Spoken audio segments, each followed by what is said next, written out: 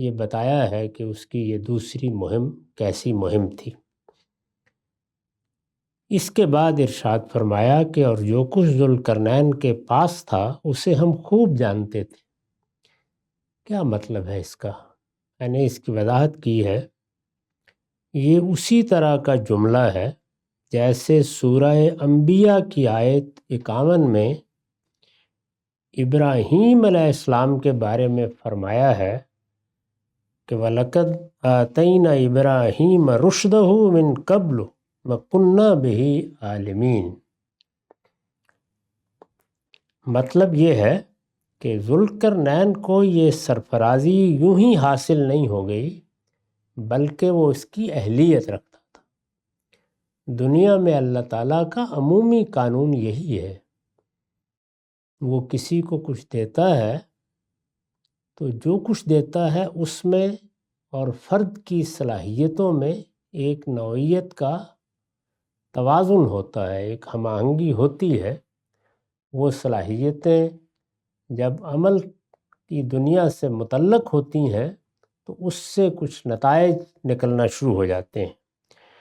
ذوالقرنین کو یہ سرفرازی حاصل ہوئی، اس نے پہلے قریب کے حملہ آور کو شکست دی، اس سے اس کی سلطنت میں وسعت پیدا ہونا شروع ہوئی۔ پھر وہ ایسی وسعت ہوئی کہ اس وقت کی متمدن دنیا میں ادھر بھی سمندر تک پہنچ گیا، ادھر بھی سمندر تک پہنچ گیا۔ آگے دنیا کیا ہے کیا نہیں ہے وہ لوگوں کے اس وقت زیادہ علم میں نہیں تھا، اس وجہ سے ایسے ہی لگتا تھا کہ گویا فاتح عالم ہے، یعنی دائیں بائیں اوپر نیچے کی دنیا فتح کر لی ہے۔ یہ اتنی بڑی سرفرازی حاصل ہوئی تو کس وجہ سے حاصل ہوئی؟ اس کو اللہ تعالیٰ نے کچھ صلاحیتیں دی تھیں، اس میں کچھ اہلیت پیدا کی تھی۔ وہ اپنے علم، اپنے اخلاق اور اپنی شخصیت کے لحاظ سے اس کا مستحق تھا۔ یہ سرفرازی اس کو اس کے نتیجے میں حاصل ہوئی۔ یہ ایک عظیم سلطنت تھی اور وہ بدرجہ کمال ان صلاحیتوں سے بہرہ مند تھا جو اس کو سنبھالنے اور اس کا نظم و نسق چلانے کے لیے ضروری تھی۔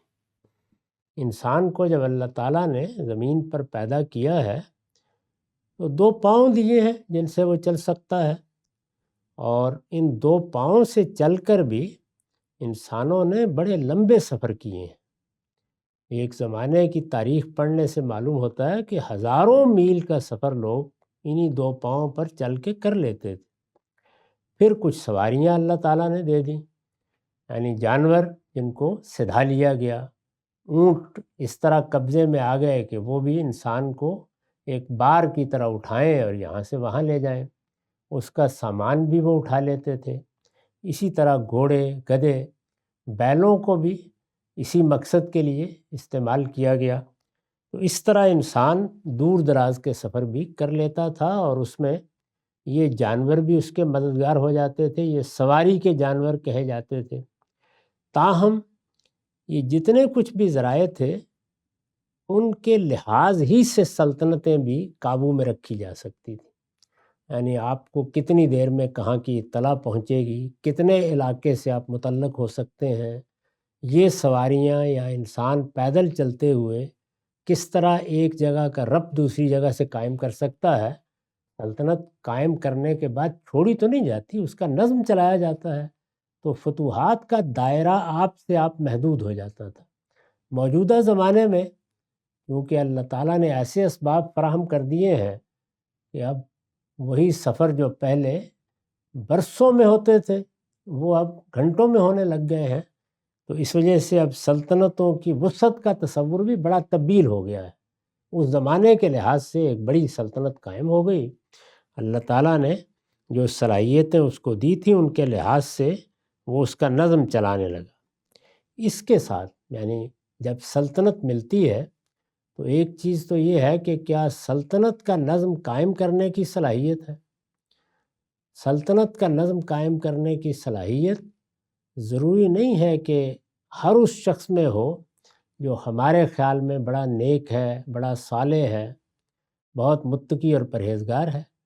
ایک شخص یہ سارے اوصاف کا حامل ہو سکتا ہے، لیکن سلطنت کو چلانے یا حکومت کرنے یا سیاسی معاملات کو دیکھنے کی صلاحیت سے بالکل بے بہرا ہو سکتا ہے۔ عام طور پر لوگ جب کسی نیک شخص کو، صاحب فضائل شخص کو دیکھتے ہیں تو ان کا خیال ہوتا ہے کہ اس کو اگر حکومت دے دی جائے تو کیا خیر پیدا ہو جائے گا۔ یہ ضروری نہیں ہے۔ ممکن ہے حکومت دی جائے تو وہ تقویٰ لوگوں کے لیے اتنے بڑے شر کا باعث بن جائے کہ سارا نظم نسق کی بالکل درہم برہم ہو کر رہ جائے۔ تو اس لیے یہ الگ الگ صلاحیتیں ہیں۔ بعض لوگوں کے اندر علمی تنقیح کی صلاحیت بڑی غیر معمولی ہوتی ہے۔ صحابہ کرام کی جماعت جو خیر امت ہے، جس کو خود اللہ تعالیٰ نے خیر امت کہا ہے، اس میں بھی ہم دیکھتے ہیں کہ علماء صحابہ بالعموم سیاسی معاملات سے غیر متعلق رہے ہیں۔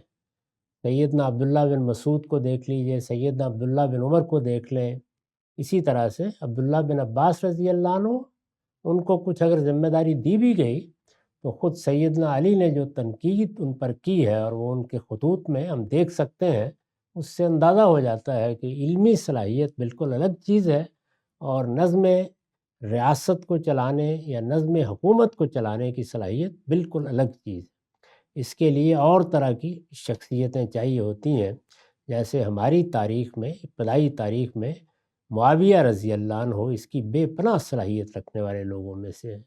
حکومت کیا ہوتی ہے، سیاست کیا ہوتی ہے، نظم کیسے چلایا جاتا ہے، مملکت کو کس طرح سے قابو میں رکھا جاتا ہے، جہاں تہاں معاملات کو دیکھنے کے لیے کیا زاویہ نظر ہوتا ہے، اختلافات سے کیسے نمٹتے ہیں۔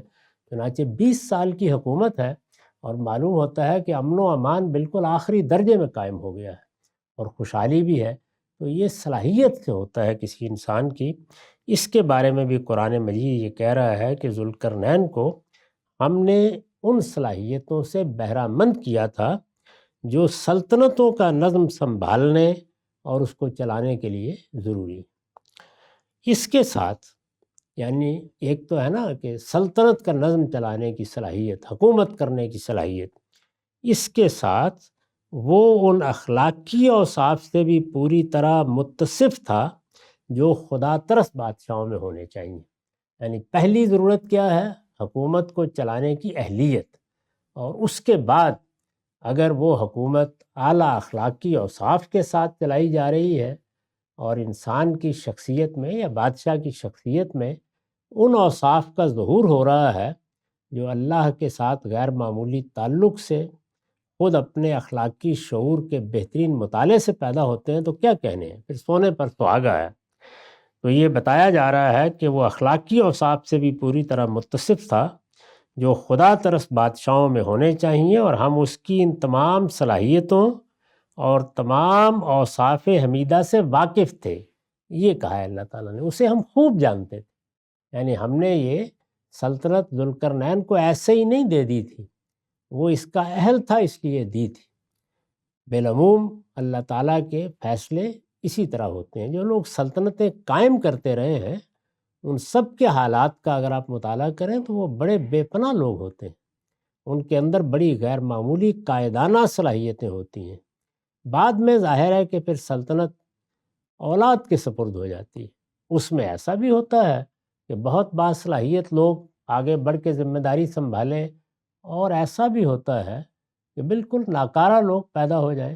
جیسے ہم قریب کی سلطنت جو ہمارے علم کے لحاظ سے زیادہ اوصاف کے ساتھ نمایاں ہوئی ہے، جیسے مغلوں کی سلطنت ہے، تو اس میں ہم دیکھتے ہیں کہ سلطنت کا نظم چلانے والے بادشاہ کون کون سے ہیں، اور ان کے دنیا سے رخصت ہونے کے بعد انہی کی اولاد میں کیسے ناکارہ لوگ آ کے بیٹھے اور انہوں نے سارا معاملہ ہی غلط کر دیا۔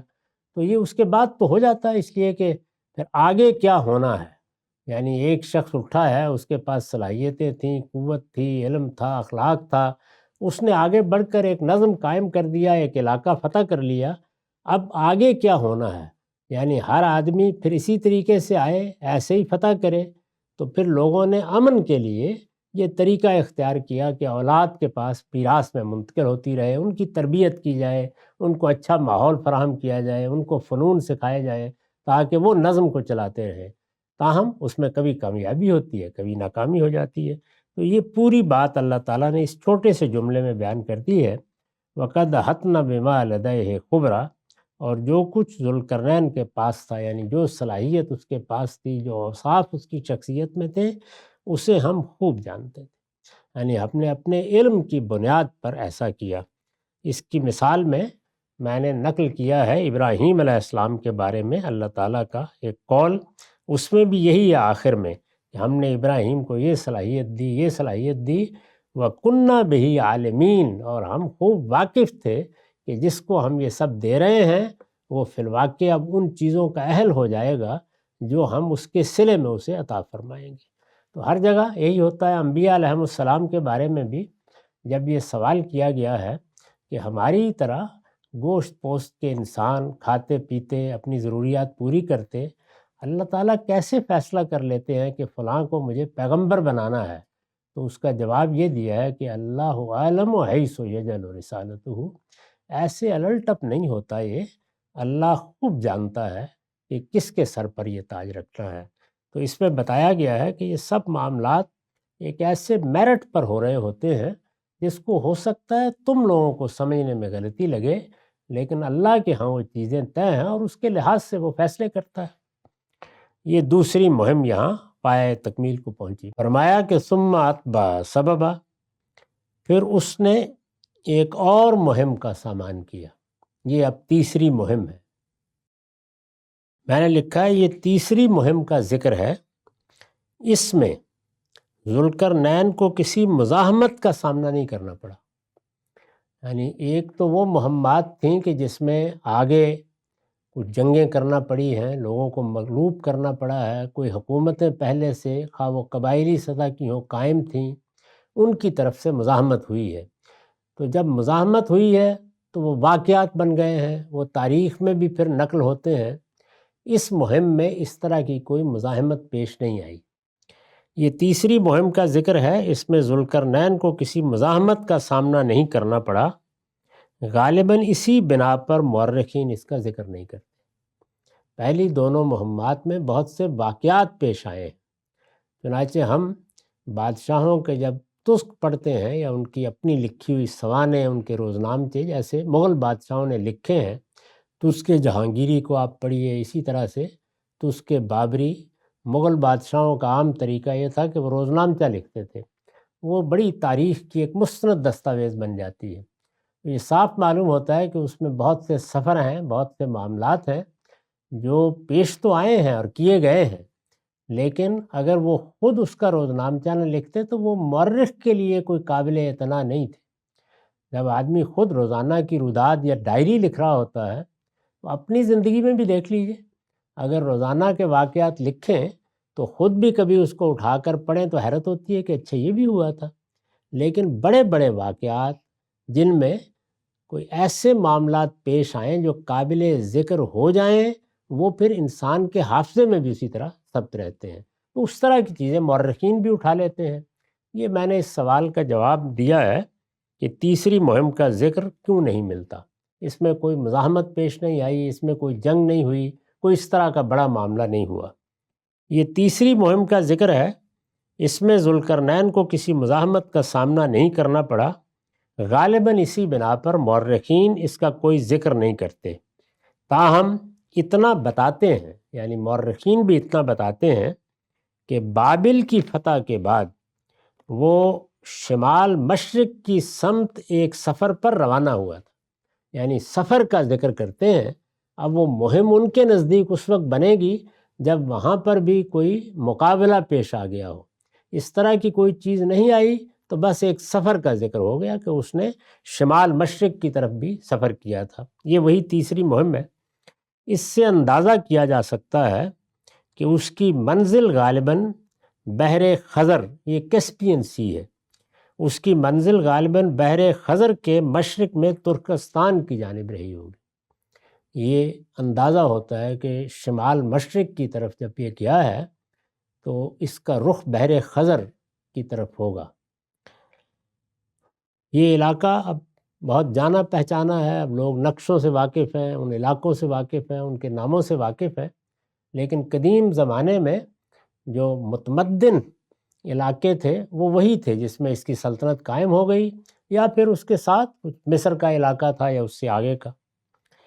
تو قرآن مجید نے یہ ارشاد فرمایا کہ پھر تیسری مہم کا سامان ہوا، حتی اذا بلغ بین السدین وجد من دونہما قوما۔ اس میں جب وہ آگے بڑھتا چلا گیا تو آگے ایک بڑا سلسلہ کوہ آتا ہے، پہاڑی سلسلہ بڑا آتا ہے۔ ہم اس سے واقف ہیں کہ وہ پہاڑی سلسلے ہیں جو قفقاز کے سلسلے، پھر اس کے بعد وہی آگے بڑھتے بڑھتے ہمالیہ تک پہنچ جاتے ہیں۔ تو ایک بڑے پہاڑی سلسلے کا وہاں سامنا کرنا پڑتا ہے۔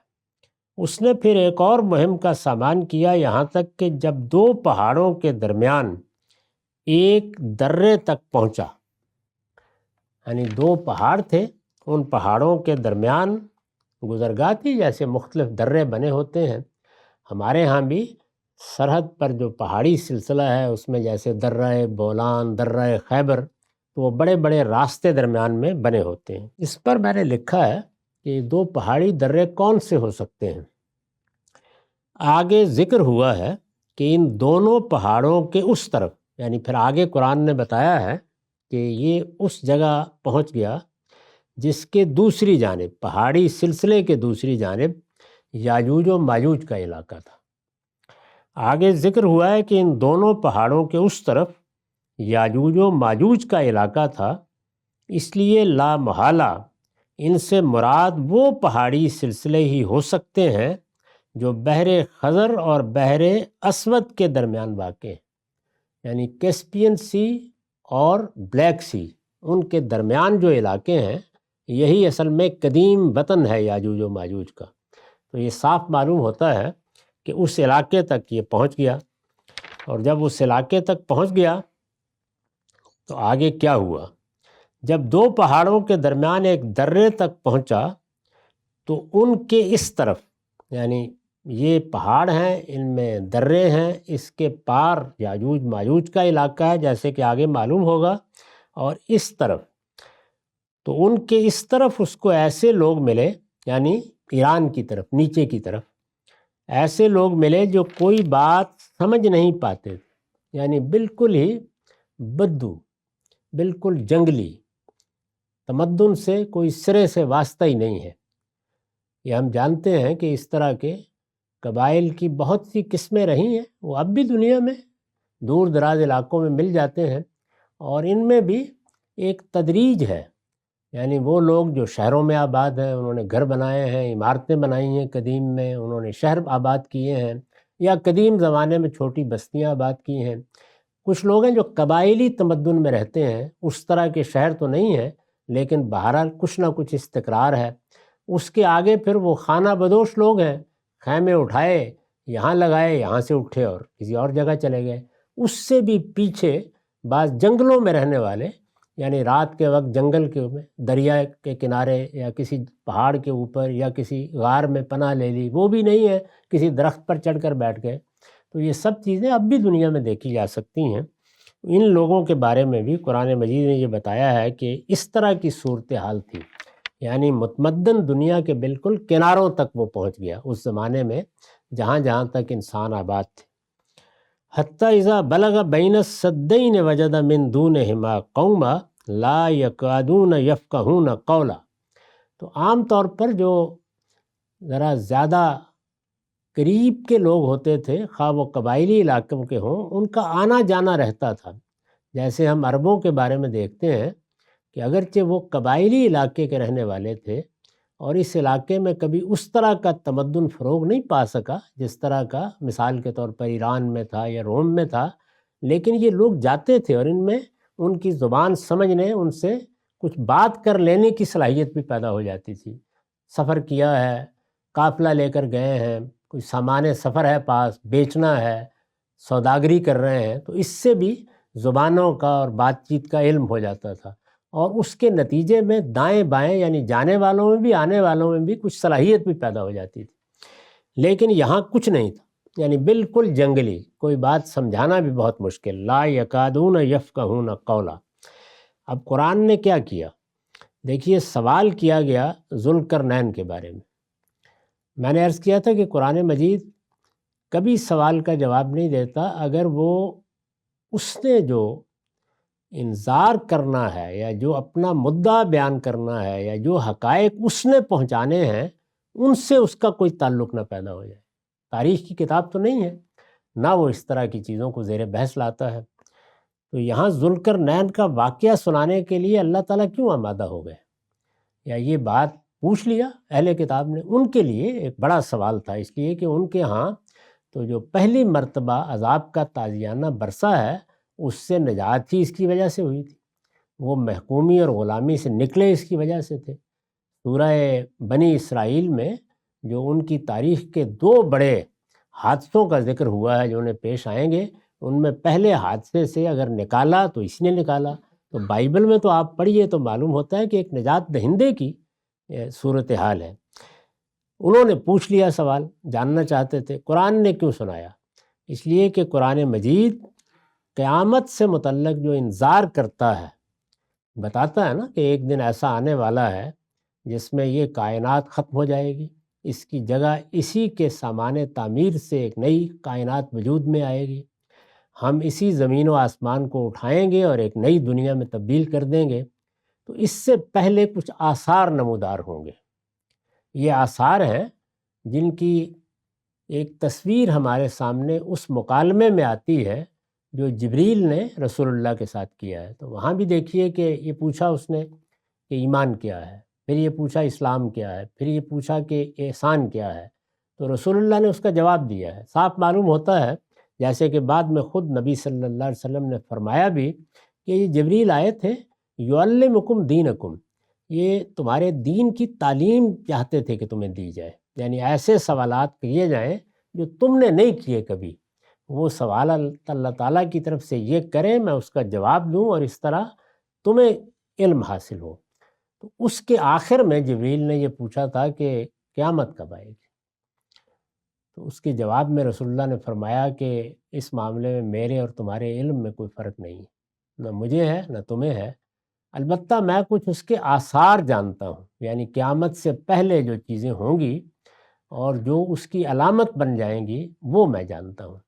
اس سے معلوم ہوا کہ آثار قیامت بجائے خود تنبیہ کا ایک ذریعہ ہے، یعنی تاکہ وہ جب نمودار ہوں تو وہ لوگ جو مادیت اور مادی استدلال ہی میں غلطان ہوتے ہیں وہ کچھ سوچنے کے لیے آمادہ ہوں اور قیامت کی تیاری کریں، ان کے لیے وہ ایک حقیقت بنے۔ ان آثار میں سب سے بڑی چیز یاجوج ماجوج کا خروج ہے، یعنی اگر آپ دیکھیں تو قرآن نے ایک ہی چیز بیان کی ہے، نبی صلی اللہ علیہ وسلم نے تو 10 نشانیاں بیان کی ہیں، ان کے علاوہ 9 اور بھی بیان کی ہیں، لیکن قرآن مجید نے اسی کو اہمیت دی اور اس میں کوئی شبہ بھی نہیں ہے کہ یہ ایک بڑی غیر معمولی علامت ہے۔ دوسری جو چیز ہے وہ سیدنا مسیح کے بعد جو دینونت برپا ہوئی ہے، جزا و سزا برپا ہوئی ہے، اس کو بھی قرآن مجید نے اس طرح پیش کیا ہے کہ یہ گویا قیامت کی ایک علامت ہے۔ یعنی جب یہ بیان کر دیا اللہ تعالیٰ نے کہ ہم نے مسیح کے معاملے میں یہ کہہ دیا تھا کہ تیری قوم کے یہ لوگ جو اس وقت بڑا غلبہ رکھتے ہیں تمہارے اوپر اور تمہارے ماننے والوں پر اور تمہیں مارنے پہ آمادہ ہیں، ان کے ساتھ قیامت تک ہم نے ایک معاملہ طے کر دیا ہے، وہ نشانی بنا رہے گا قیامت کی، اور وہ یہ ہے کہ تمہاری دعوت پھیلے گی، تمہاری ایک عظیم قوم وجود میں آئے گی، وہ ریت کے ذروں کی طرح پھیل جائے گی، اور پھر اس کا غلبہ تمہارے ان نہ ماننے والے بنی اسرائیل پر ہم قیامت تک کے لیے قائم کر دیں گے۔ وَجَاعِلُ الَّذِينَ اتَّبَعُوكَ فَوْقَ الَّذِينَ كَفَرُوا إِلَىٰ يَوْمِ الْقِيَامَةِ، یعنی جب کوئی سوچ بھی نہیں سکتا تھا تب یہ پیشین گوئی ان الفاظ میں کر دی گئی، اس کو اب ہم بچشم سر دیکھ سکتے ہیں۔ وہ دنیا میں پچھلے 2000 سال سے ایسے ہی، یعنی جب سے مسیحیوں کا غلبہ قائم ہوا ہے یہود کے ساتھ یہی معاملہ چلا آ رہا ہے۔ تو اس طریقے سے کچھ علامتیں ہیں، وہ قیامت کی علامتوں کے مضمون کی طرف لے جا کر اپنے اسی انذار کے موضوع کو قرآن نے موقت کر دیا ہے، وہ بتا دیا ہے کہ آؤ ہم تمہیں بتاتے ہیں کہ اس کی مہمات میں تمہارے لیے تو نجات چھپی ہوئی تھی، اس نے تمہیں نکالا، غلامی سے نجات دلائی، لیکن اس کی مہمات میں ایک اور قیامت کی نشانی بھی چھپی ہوئی ہے۔ اس پہلو سے اس کو گویا اپنے مضمون کے ساتھ ربط دے دیا ہے۔ تو فرمایا کہ پھر اس نے ایک اور مہم کا سامان کیا، یہاں تک کہ جب وہ دو پہاڑوں کے درمیان ایک درے تک پہنچا تو ان کے اس طرف اس کو ایسے لوگ ملے جو کوئی بات سمجھ نہیں پاتے تھے۔ میں نے اس کی وضاحت کی ہے، یعنی ان کی زبان ذوالقرنین اور اس کے ساتھیوں کے لیے قریب قریب بالکل اجنبی تھی۔ اس کی وجہ غالباً یہ رہی ہوگی کہ وہ اپنے علاقے کے اندر محدود اور دوسروں سے بالکل بے تعلق زندگی بسر کرتے تھے۔ اپنے علاقے کے باہر کے لوگوں کے ساتھ ان کا کوئی میل جول نہیں تھا۔ اب دیکھیے نا کہ رسالت مآب صلی اللہ علیہ وسلم بھی ایک قبائلی علاقے میں پیدا ہوئے ہیں، لیکن وہاں سلمان فارسی موجود ہیں، یعنی اگر کوئی ایران سے آئے تو اس کے ساتھ باقاعدہ بات ہو سکتی ہے، وہ اس کی زبان جانتے ہیں۔ صہیب رومی موجود ہیں۔ تو اس طرح جب ملنا ملانا ہوتا ہے مختلف علاقوں میں تو ہر جگہ کچھ نہ کچھ بات سمجھانے والے، سمجھنے والے، مختلف زبانوں کو بولنے والے مل جاتے ہیں۔ ان کے یہاں کچھ نہیں تھا، یہ اسی طرح سے رہتے تھے۔ تو یہ لوگ وہاں اس کو ملے جو کوئی بات سمجھ نہیں پاتے تھے۔ انہوں نے یعنی ان لوگوں نے ذوالقرنین سے کہا، جب اس نے ان پر، ظاہر ہے کہ ایک بڑا بادشاہ ہے، وہ لشکر لے کے آیا ہے، تو انہوں نے کوئی مزاحمت نہیں کی اس کی، البتہ اس کی بالادستی کو مانتے ہوئے اس سے درخواست کی۔